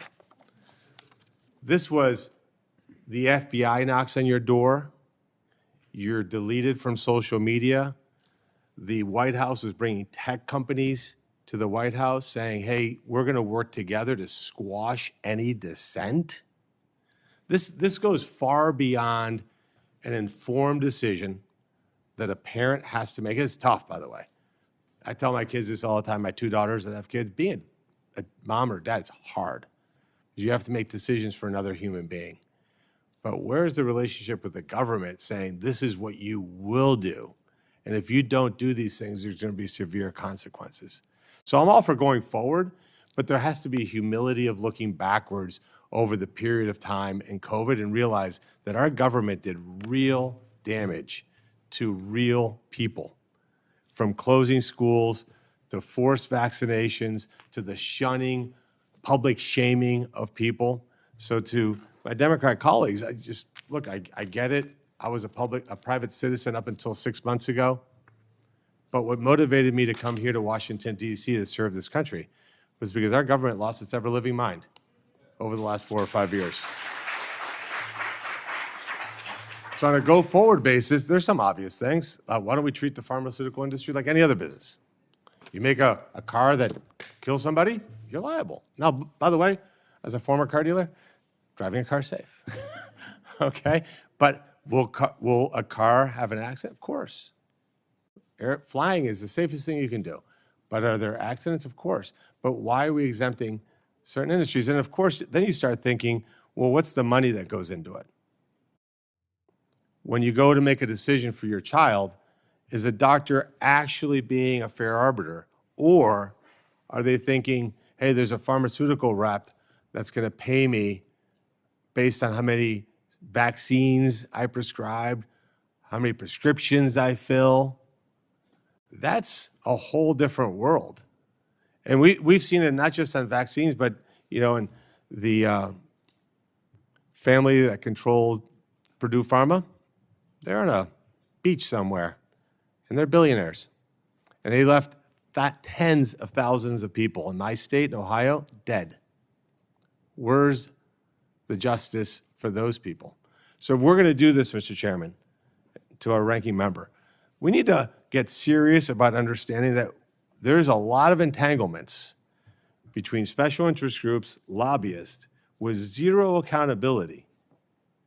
Because finding Purdue Pharma did nothing for the Sackler family. Sackler family are still living a great life. And the people who profited severely from the COVID-19 vaccine are living a great life. They're not sitting here like all of you having a different conversation. So if we're going to do something, the North Star has got to be medical freedom. I get to decide. I get to decide what's good for me and my family with proper information. And if I'm given improper information, just like in any other industry, there's got to be accountability. And these industries that produce bad behavior, the executives, the people who charge those people to do these bad things have got to feel personal repercussions. Because if that's not the guidepost in which we do this, then all we're going to do is have wasted these great people's time. So I'll end where I started. I'm hoping that, Chairman, what comes out of this is actual progress. Because when I hear your stories, it breaks my heart, and I know it's a death sentence a life sentence for all of you. This isn't something where tomorrow you snap your fingers and your emotions leave you. It's going to be with you. I can see the pain in each and every one of you. And I'm hoping my colleagues see that pain and that we actually move the ball forward to get something done. Thank you, Mr. Chairman. Thanks, Senator Marino. So Ms. Tommey, when I'm watching the video and I watch the one mom whose child died of SIDS, describing her SID support group, and every parent was talking about the vaccine. And my guess is none of their doctors talked about a vaccine. They just called it SIDS. When the other woman, the last woman whose child died, and the doctor was asking about the vaccines, when she asked the doctor, would you put that in writing? The doctor said, no. In your testimony, you said when you went to your doctor talking about how Billy was having seizures. Well, that's perfectly normal. That's common. I mean, I find that jaw-dropping. Yeah, and it's the same story over and over again. And in fact, it is common. That's what I want to ask you. Because it's on the insert of the MMR vaccination, on the insert in bold letters, the seizure, so it is common. The pharmaceutical company have told us in the insert. It's the pediatricians that don't tell us what could happen to our children. They're the front line for us with our babies, and we trust them. By the way, what is the truth? Because I hear back and forth. I mean, do pediatricians get incentivized with percent vaccination of their... Yes, Dr. Paul Thomas has done a very good video on that, and many other pediatricians have followed. Maybe Dr. Hooker could answer better on that. Yeah, they're typically incentivized directly by HMOs. HMOs buy and sell vaccines, so vaccines are big businesses for HMOs. but the incentivization is usually anywhere from $200 to $600 per fully vaccinated patient, as long as their vaccines, a certain percentage of their practice is fully vaccinated. So some pediatricians can make upwards to $1 million or more a year just in those incentives. I've also heard stories of pediatricians basically firing patients because they won't get vaccinated, because That is correct. We hear that story over and over again. And also the lies that the pediatrician tell us that our baby will die if we don't get vitamin K at birth. The baby will bleed out before it gets to the car. And these stories, if you don't get the HPV vaccine, then you will die of cancer. These parents have told us these stories, and they're the same over and over again. How can they get away with lying like that to us, the parents? So we have a doctor on the panel, Dr. Sullivan. Outside of your testimony in terms of your own COVID injection, and I call it injection because it's not a vaccine, your own injury, can you enlighten us in terms of the attitude of most doctors when it comes to vaccines, what kind of training, what kind of information they have? And by the way, do you also find it jaw-dropping that a pediatrician would tell a mom when their baby's having seizures, oh, that's perfectly normal after vaccine? I agree that is jaw-dropping. The training for vaccines now is limited to memorizing the schedule. In the preparation for this testimony, I reviewed my historical textbooks about vaccination chapters. And Senator Blumenthal, I want to commend you for really an excellent summary as an attorney about the history of vaccines. I'm actually very enthusiastic about vaccination. Your story about the history of the deaths of smallpox, the lives saved, is convincing. I don't think, I'm not sure I follow your comment. Well, you gave a summary, so the history of vaccines. So I'm actually, it may surprise you, I'm enthusiastic about vaccination. So when we look at the history of vaccination, smallpox was so successful that it's not even on the schedule anymore. It was a success. Then followed vaccinations to bacterial toxoids. That's the DTP vaccines. And then there was vaccination to viruses, MMR. And you talk about polio. That was a great fear in my mother's time. And we know, and I haven't seen these cases. I've seen maybe 2 cases of pertussis in my career, and I read about measles. I've never seen it. I wouldn't recognize these things. So we know from experience it's successful. What we're missing, though, and this is not taught in medical school, is there's a cost to this success. There's a cost to manufacturing the medicine and the research. There's a cost to administer it. And there is the hidden cost of injuries, and we do not know what that is. It is not studied. It's not taught. Senator Johnson, does that answer your question? Sort of. Okay. Sort of. Well, I want to be clear, too, and I'm not vaccine injured. I'm injured by an mRNA therapeutic. I was very careful in my testimony to use the word shot. So while I have you, because again, I was warned early on because I was talking to people highly skeptical of the mRNA. Mm-hmm. One doctor beside himself, understanding what his colleagues were going to do, inject something into the human body that would turn the human cell into a manufacturing site for something that's toxic to its body. It's like, gee, what could go wrong? Yes. Encapsulated in a lipid nanoparticle designed to permeate difficult permeate barriers like the blood-brain, like the placenta. You knew it wasn't. They knew it wouldn't. They knew it didn't stay in the arm, and yet they lied to us. Oh, they lied to us. That was not told at the time. So again, I would say that a doctor telling Ms. Tommey that a seizure after a vaccination is perfectly normal. No, it is That's a lie. Yes. I mean, it's a jaw-dropping lie. But talk about the spike protein, because what we're hearing now is what I'm seeing is everybody, it's all being blamed on long COVID. The brain fog, it's all about long COVID. No, once again, complete state of denial. Well, the nasty part of the coronavirus is the spike protein. Yes. That is the antigen that the mRNA injection caused the body to produce.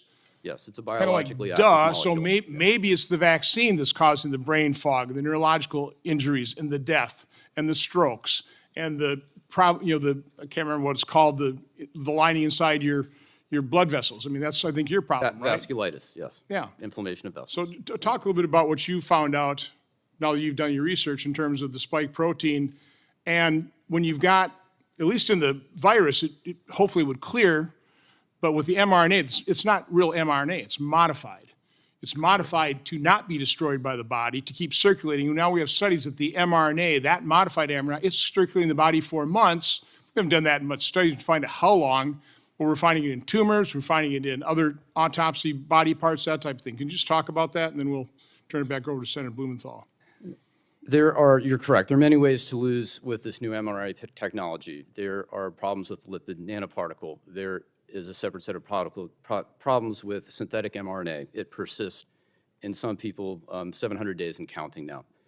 There will always be a problem when you load the instructions to make a protein in that it will present on the surface of the cell and will become a setup for autoimmune disorders.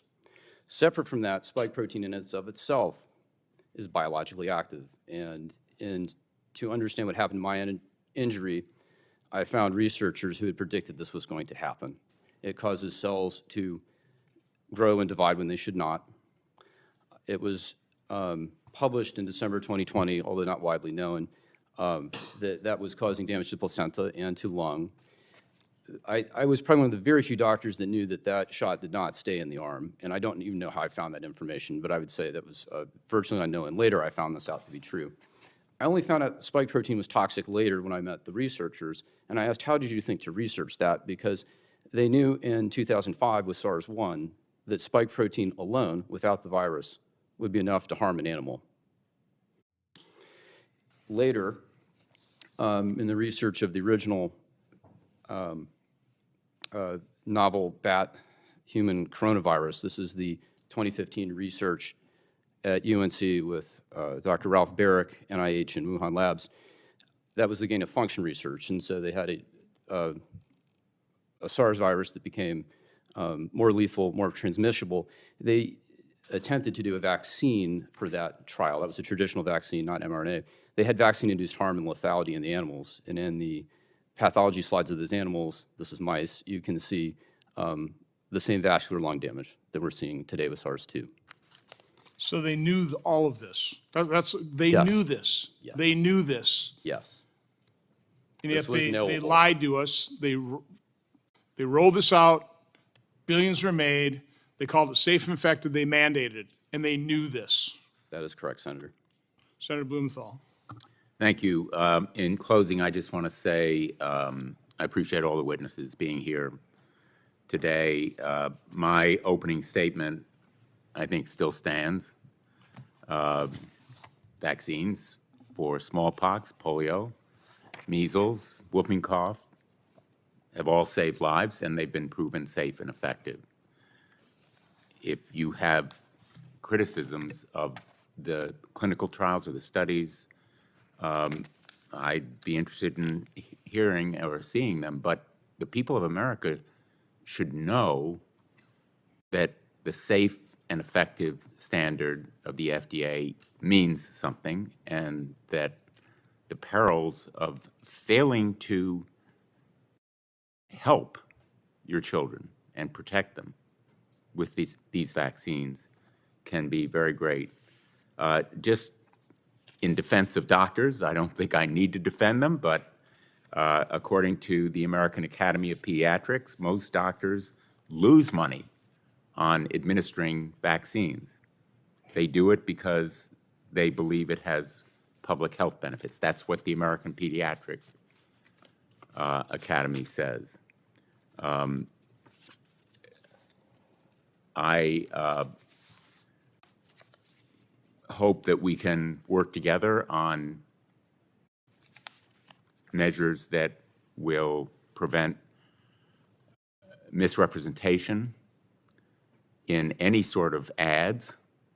And the ads that appear for a lot of pharmaceutical drugs, I think encouraging people to use drugs that may not be appropriate for them certainly ought to be scrutinized, and we ought to take action, and I'd be interested in joining the chairman in exploring that issue. And I invite him as well to join me in other kinds of reform measures applied to big pharma.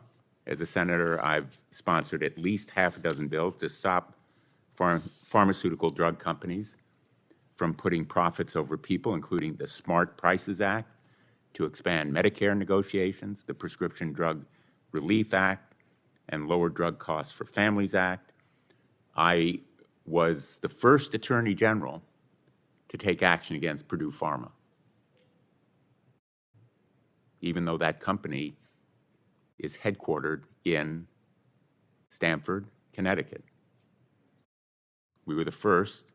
Unfortunately, the FDA failed to take the kind of action it should have taken.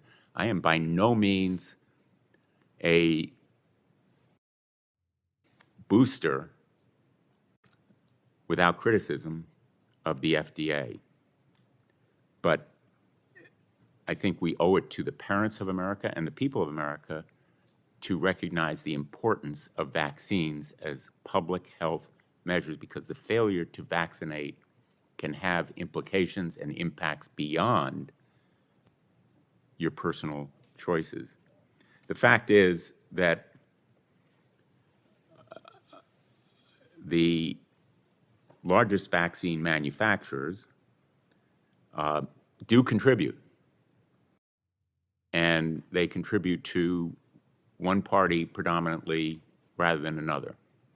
We're not going to get into politics here, but since it's been raised as an issue, I invite you to look at some of the data. And I want to say also that supporting vaccination doesn't mean that somehow you've looked the other way. It means you're paying attention. Again, not to dismiss the kinds of losses that have been suffered here. And if we're talking about immunity from lawsuit, you know the other industry that has blanket immunity? It's the gun industry. The gun industry.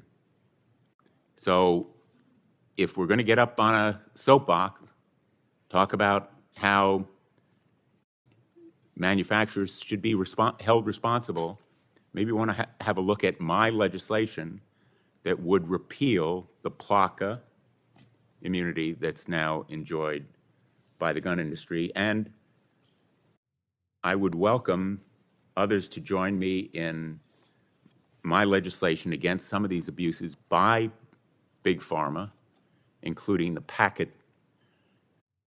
patent thickening kinds of legislation that would take action against manufacturers and companies that make it more difficult for lower cost generics to come to market.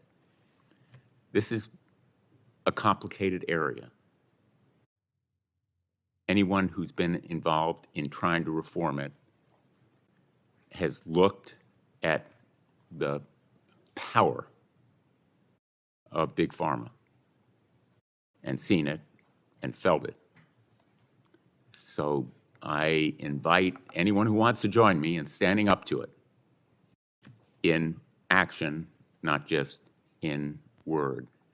And again, my thanks, Mr. Chairman. I have to go to another commitment at 5 o'clock, and we have a vote at 5:30, so Okay. we're coming to the close. Well, I appreciate your participation. I've got a lot more questions, so thanks for attending. Dr. Hooker, can you talk Yes, a little sir. bit about, because I know Bobby Kennedy asked Fauci one time, who claimed that the vaccines had been tested against placebos, and Fauci made a big show of looking through all these documents, so I guess I didn't bring that particular study. Can you talk about whether or not any of the vaccines on the childhood schedule have ever been tested against a true placebo?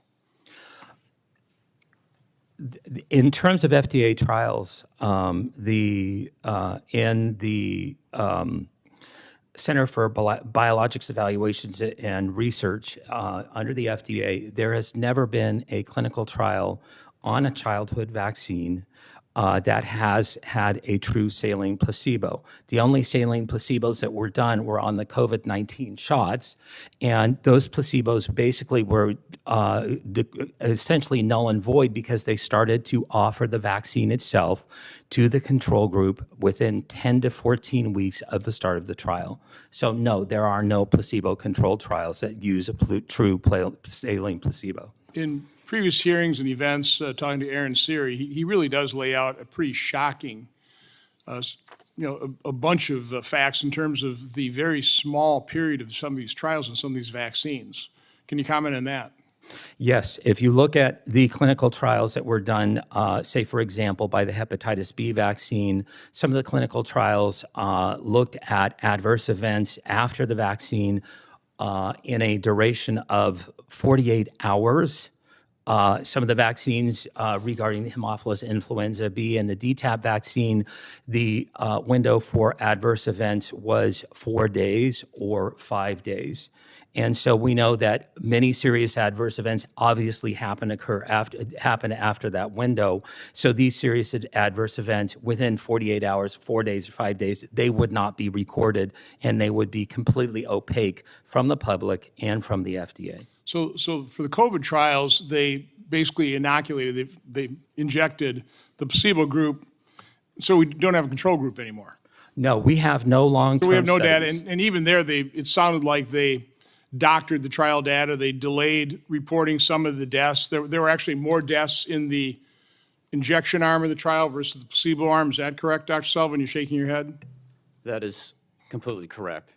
And I only learned that later, maybe a year after, but there were more deaths in the treatment group than the placebo group.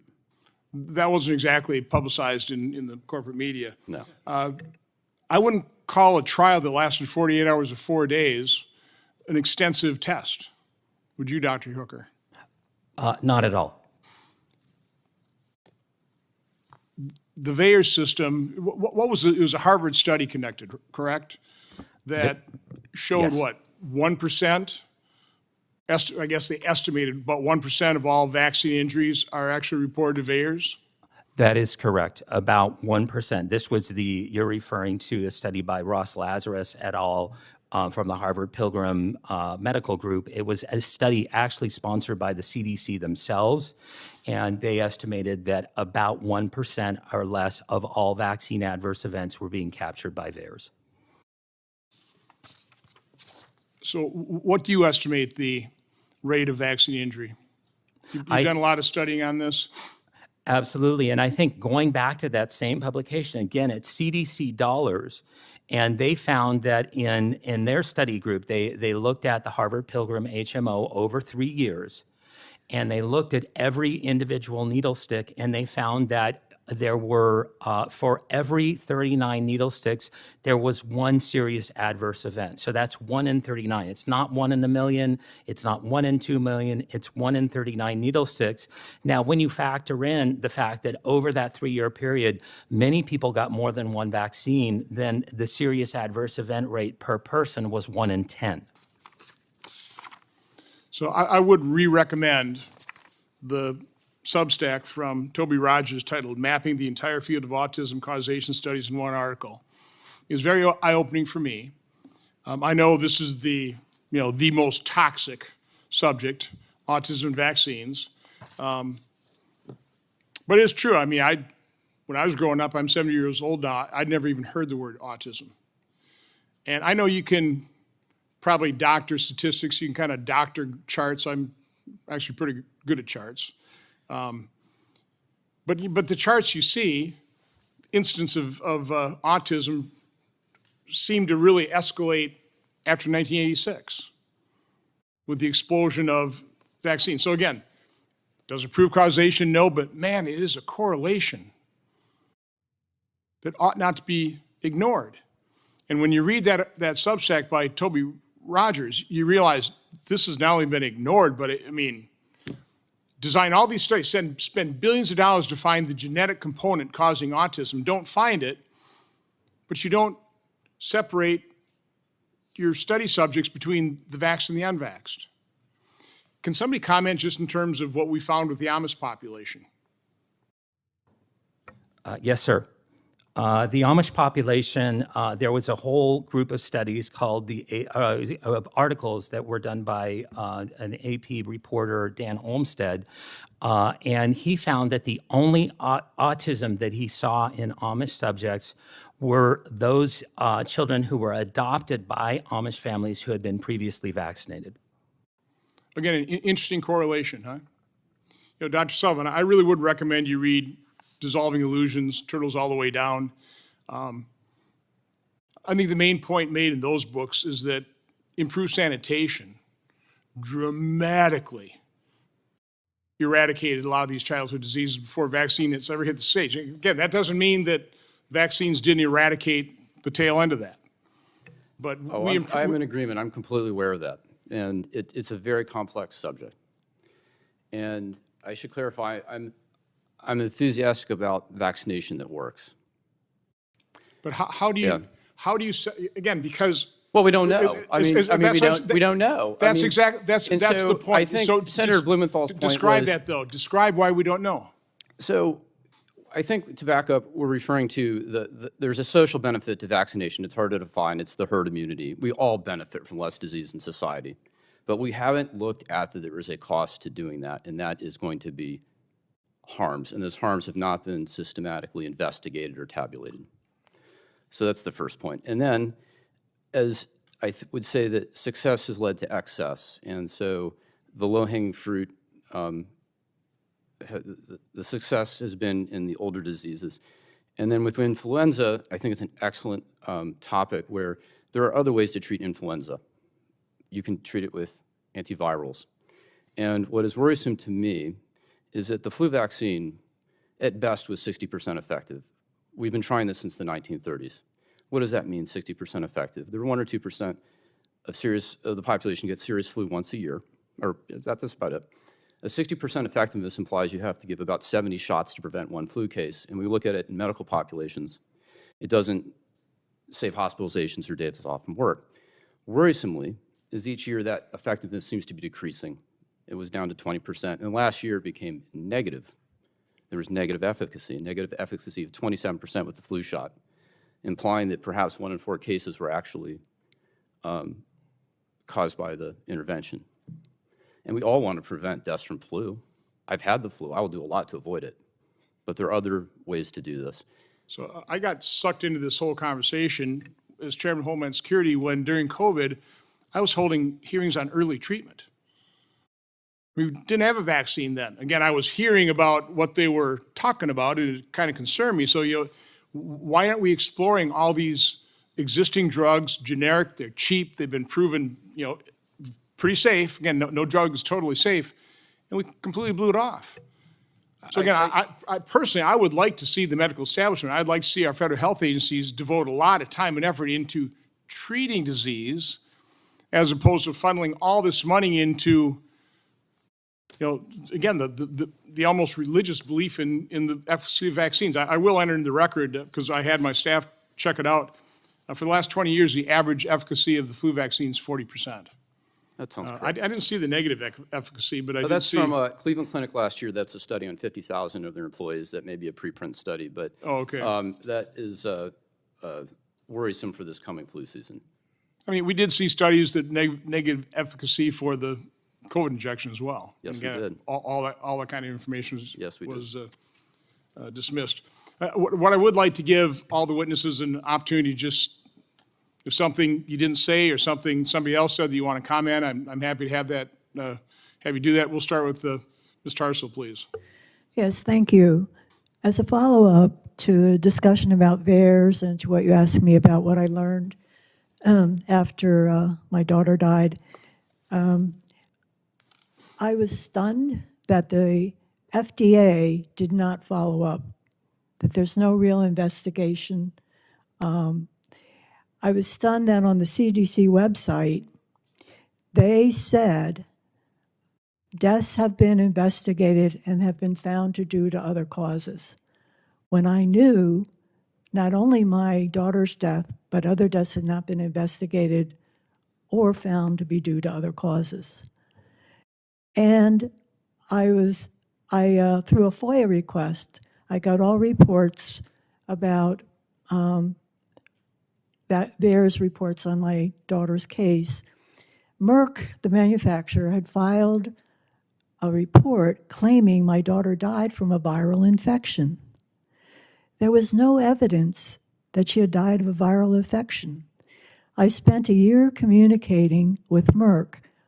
Why did they say that? What's their evidence? They said my doctors told them that. So I went to my doctors. I got letters from the doctors stating that no one, neither they nor anyone on their staff, had ever reported that my daughter died from a viral infection. Yet Merck has that not only in the VAERS report, but on a system called the Worldwide Adverse Event System that is available to doctors. And I guess doctors look at that to get an update on vaccine injuries or concerns. And once it's dead there, they never remove it, even if it's inaccurate information. So I think that's another area in terms of what information is available from authorities, what information is available to doctors from the manufacturer, and what information we get from informed consent. Very big areas that need to be investigated. Thank you. Thank you. Mr. Stein. Thank you again, Senator Johnson, for letting me speak. I wanted to thank everybody again who's at this table sharing their experiences. I know it's really tough to do, and I don't want anything that no loss should ever happen, and it's a very sad thing. And I feel for you guys. I feel for everybody at this table who has suffered that. And I just want to make a point about the influenza antivirals. We know that antivirals need to be prescribed very quickly once people are diagnosed with flu, and that oftentimes antivirals are not effective after the first 24 hours that people feel symptoms. So, we have to think about the fact that, yes, we want to be able to treat and make sure everybody is healthy, but we also have to think about the logistics of this as well, in addition to just saying, it's easy to say, well, everybody should be able to get treated and everybody should be fine afterwards, but we have to think about the logistics and the reality that is not all antivirals are going to be super effective, and not all flu treatment and all vaccine preventable disease treatments are going to be 100% effective all the time. Understand. That's why I want to put more effort into researching for treatment. Dr. Hooker. Thank you, Senator Johnson. As a parent of a vaccine-injured child, I've been to DC many, many times. I cannot travel with a vaccine-injured son to the extent that obviously it needs to happen. I am competing against a pharmaceutical lobby of 1,600 lobbyists. That's 3 lobbyists for each member of Congress, and millions of dollars that are being exchanged into campaign coffers, into C4s. This is insane. It cannot continue on. And the individuals, I'm so thankful for you. I'm so thankful for being recognized as a parent of a vaccine-injured child who spends anywhere from $25,000 to $50,000 a year out of pocket, unreimbursable medical for having this particular voice. But really, one of the things that has always been very, very difficult and very, very discouraging is coming up against the big pharma lobby, which is almost 3 times bigger than the next biggest competitor. No, you're outgunned. And again, I was actually very pleased to hear Senator Blumenthal with an open mind toward what we need to do with that compensation fund for both normal vaccines as well as the COVID injection fund is a joke. I mean, it's awful. And, absolutely. Okay. Dr. Sullivan. 2 points with VAERS, and I know you like charts. If we were to go to 2019 and I were to show you a chart of the adverse event reports to VAERS, there were about 20,000 reports for all vaccines, including flu vaccines. In 2021, 2022, if I made that chart a foot high so you could see it from there. We had it in the last hearing. Oh, so did yeah. you? Yeah. It would go 50 feet high. I mean, it literally went from 20,000 to over 1 million. The other key point about VAERS, and we've talked about the underreporting factor of at least 40, maybe 100, we don't know for sure. It is reactive, no, it's not proactive, and it absolutely will not catch a novel complication. I cannot state that strongly enough. It will miss any novel complications. We have a novel gene therapy, a novel therapeutic, a novel virus, and we have novel complications. Thank you. Just a quick comment. I think part of the problem it doesn't catch these things is they don't want to find them. Okay? They don't want to know the truth. I mean, that's a real problem. Ms. Tommey. First of all, thank you again for today and listening to us. I just want to reiterate the paediatricians being paid to, or getting bonuses, certainly for vaccinating our children. They are our first line as we go in with our precious babies. And many of these young parents, they look at them for the research. When it says do your own research, that's where they go. So if you want Children's Health Defence to do some more research on that to get you the truth about the bonuses, we really need to look into that. Because that's, again, is what I think is killing a lot of these babies and children, is the paediatricians and their advice, their lies. Well, to me, that's just a huge conflict of interest. Exactly. It just is. Ms. Marotta. Again, thank you for having me here today. And again, I'm very deeply moved by the other stories here, my fellow witnesses. Number one, as a parent, one of my goals since losing my son Joseph is to empower people with information. I'm not here to debate the science. The science is clear. Do these rare events happen? Absolutely. And there are folks here beside me sharing their experiences. And again, do not want to diminish those. But I think we have to really focus on the safety. And I've heard VAERS mentioned a couple times today. I just want to remind folks that there are other parts of the U.S. safety monitoring system, like the Vaccine Safety Data Link, CISA. VAERS is not the only part of that safety monitoring system. And I did want to just round back on the flu vaccine effectiveness. When Dr. Sullivan quotes upwards of 60%, it's really important to understand what that measurement endpoint is. And when we talk about 40 to 60%, it means against medically attended illness. If we would like to look at other endpoints, and that's really what flu vaccination is about, it's really good at preventing severe outcomes like hospitalization, disability, and death. And if we look at the figures for the 24-25 season, the preliminary vaccine effectiveness, and these are interim numbers, the final ones will come out from CDC in September, 63 to 78% effective in kids against hospitalization. So I think it's also important as a scientist that I point out that when we are talking about statistics and numbers, that we put those into context, and there are different measurement endpoints when it comes to vaccine effectiveness. So again, I'm a mom. That's why I'm here today. I'm trying to prevent what happened to me from happening to other people, but I certainly appreciate, and I also am very moved to hear you and Senator Blumenthal talking about collaborating on VICP at Vaccinate Your Family. We definitely think there can be improvements as well.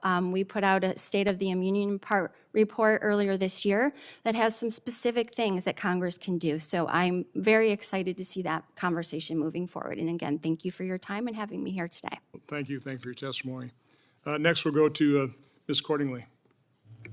Thank you. Yes, I appreciate the opportunity to be here. To speak for all of those that didn't have the chance to. I feel that we have a lot of growth. We are all here as parents. We want what is best for our children. We want to keep them safe. We want to keep them healthy. I think we can all agree on that that is our utmost priority here. The problem that lies is we have too many conflicts of interests.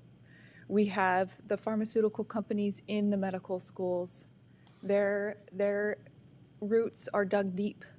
And when you have the pharmaceutical companies that are selling the drugs, also teaching the doctors what needs to happen, you're having a broken system. You're having these doctors that are coming out of medical school, just like Dr. Sullivan said, where all you learned about vaccines was to memorize the schedule. You didn't learn about how to recognize the illnesses, and that's part of the problem. If we have something that is trying to prevent these illnesses, there's no 100%. These illnesses are still going to be around. Why are these doctors not being taught how to recognize these illnesses and a proper treatment protocol to help prevent any kind of adverse effects from those illnesses? So we may be focusing on vaccinations, but we still have to focus on the diseases and the illnesses at hand, because they will never be completely eliminated. And with that, without that complete elimination, we still have to have the education there.